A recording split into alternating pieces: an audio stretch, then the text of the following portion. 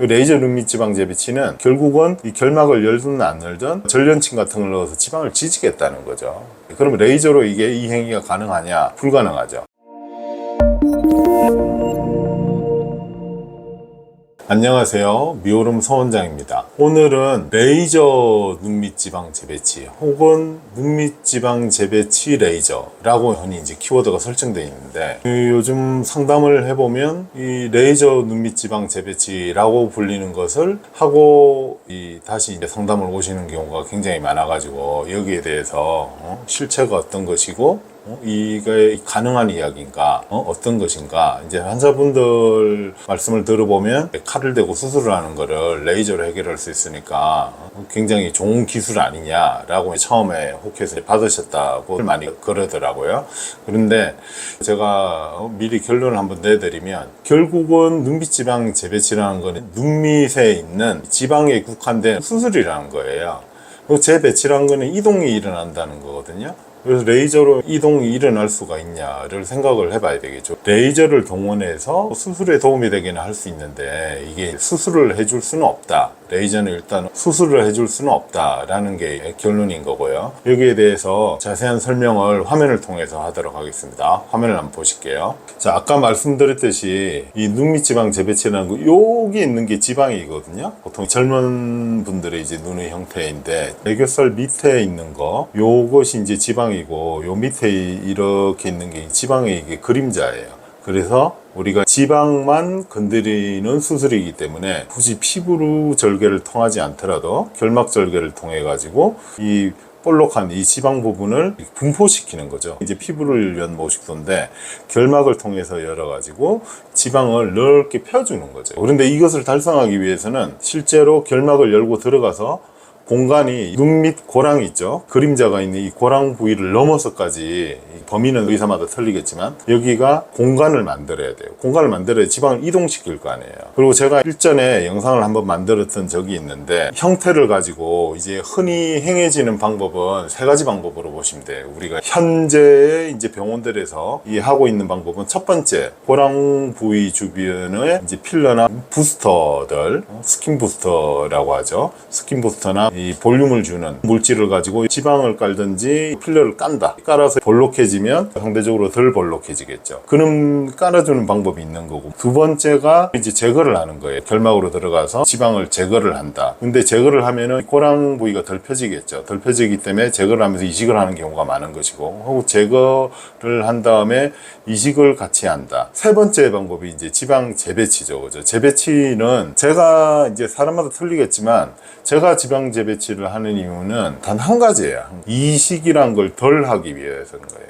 물론 눈밑 지방이 너무 부족해요. 부족하면 어쩔 수 없이 끌어다 쓰는 경우도 있어요. 있긴 하지만 대부분의 경우는 눈 밑에 있는 지방만을 이용해서 공간을 만든 다음에 이렇게 퍼뜨려 주는 거죠. 그러면 제거와 이식이 동시에 해결이 되는 거예요. 이식을 제가 피하기 위해서 한다고 말씀을 드렸잖아요. 이식이란 거는 내 몸에 있는 지방인데도 불구하고 이게 처음에는 괜찮은데 시간을 지나면 알 수가 없다는 거죠. 그전에도 제가 한번 비유를 해서 설명을 드렸었는데, 배나 허벅지 같은 데서 지방을 갖고 와서 제거를 하고 이식을 하는 형태가 되겠죠. 그렇게 됐을 경우에 우리가 살이 찔 때도 있고 안 찔 때도 있잖아요. 우리가 살이 찌게 되면 제일 먼저 찌는 데가 배나 허벅지인데, 저장지방이 생기는 곳에 찌게 되고, 원래 추출해낸 데가 허벅지나 뱃살이기 때문에 내가 살을 찌게 되면 이 부위가 다시 같이 찌게 돼요. 그게 문제인 거죠. 우리가 살이 찐다고 해서 몸무게가 어마어마하게 늘지 않는 한 눈밑 지방이 살이 찌거나 그러는 지방은 아니에요. 이 지방은.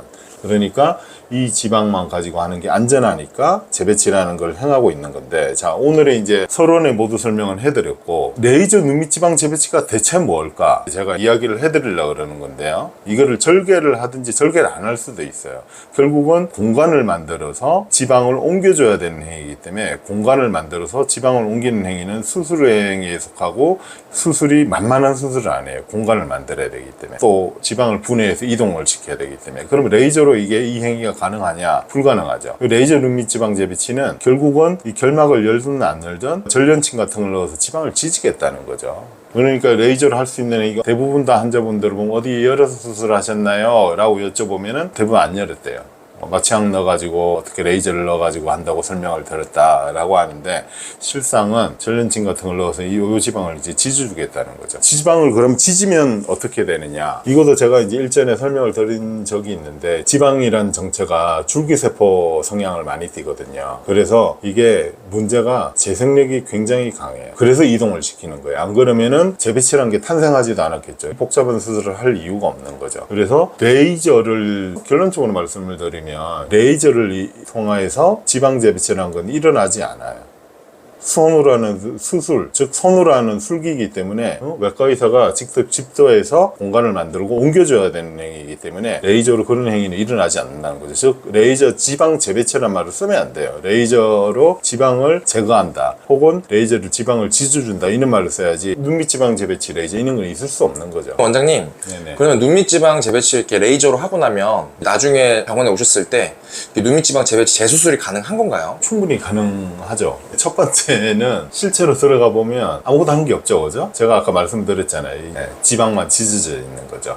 그러니까 없어지거나 한 게 아니기 때문에 유착이 조금 있어서 1차 수술을 하시는 분보다는 약간의 번거로움이 있지만 큰 문제는 되지는 않아요. 근데 문제는 지방을 제거하는 행위보다 나는 더 안 좋다고 생각하는 거죠. 지지는 행위는 결국 레이저를 지지겠다는 얘기잖아요. 지지는 행위를 하게 되면 올라차게 되죠. 회복이 빠르니까, 지방이 워낙 회복력이 빠르니까 올라차요. 그럼 올라차면은 그걸로 부족하니까 2차 레이저 눈밑 지방 재배치를 받으세요 라고 병원 관계자들한테 이야기를 많이 들었다고 말씀들을 하시더라고요. 근데 재수술을 하는 거는 똑같은 거죠. 열고 들어가서 안쪽에 유착이 조금 있지만 수술에 큰 영향은 받지는 않는다 라는 이야기입니다. 영상 잘 보셨나요? 오늘은 레이저 눈밑 지방 재배치 말씀을 드리는 시간을 가졌는데, 이게 제가 엄청 결단코 반대를 한다 이런 이야기는 아닌데, 이게 또 무슨 면이 있냐면 아주 양이 작아요. 나와 있는 게 눈밑 지방이. 근데 그게 내 눈에 거슬려요. 그런 경우는 해도 어쨌든 지지기만 해도 어느 정도는 들어갈 거니까 간단한 방법을 이용해 가지고